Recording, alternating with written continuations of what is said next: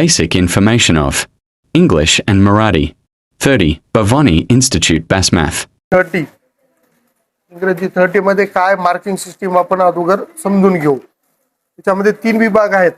पहिला विभाग आहे ऑब्जेक्टिव्ह, दुसरा विभाग आहे ईमेल, लेटर, स्टेटमेंट दोन्ही मिळून, आणि तिसरा विभाग आहे स्पीड। आता या तिन्ही विभागाला पूर्ण मिळून 100 मार्क आहेत।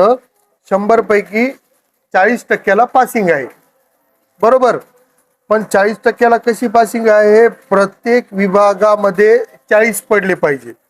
उदाहरणार्थ ऑब्जेक्टिव्ह 20 मार्काचे आहेत, यामध्ये 40% पासिंग साठी पाहिजे, म्हणजे 20 पैकी 10 ला पासिंग आहे, 25 पैकी। त्यानंतर आहे ईमेल, लेटर, स्टेटमेंट। ईमेल आहे 5 मार्काचा, लेटर आहे 15 मार्काचं, आणि स्टेटमेंट आहे 15 मार्काचं। टोटल मिळून 35 झाले। 35 पैकी 14 ला पासिंग आहे। आणि विभाग क्रमांक 3 आहे, 3 स्पीड किती मार्काचा आहे? 40 पैकी कितीला पासिंग आहे? 16 ला, बरोबर आहे।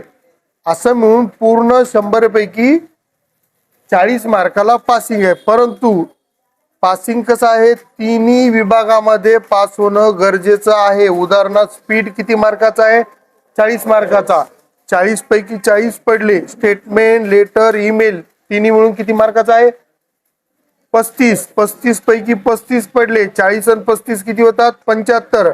आणि ऑब्जेक्टिव्ह 25 मार्काचा आहे। 25 पैकी तुम्हाला 8 जर पडले, किती व्हायला लागले? तर 75 आणि 8 83, तरी तुमचा रिझल्ट फेल येईल। काय येईल? कारण की तुम्ही ऑब्जेक्टिव्ह या विभागामध्ये नापास झाले, बरोबर आहे।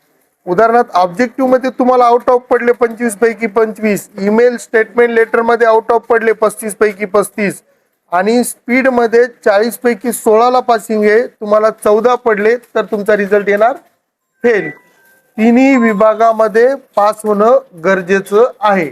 आलं लक्षात? आता ऑब्जेक्टिव्ह तर आपल्याला माहितच आहे, बरोबर आहे।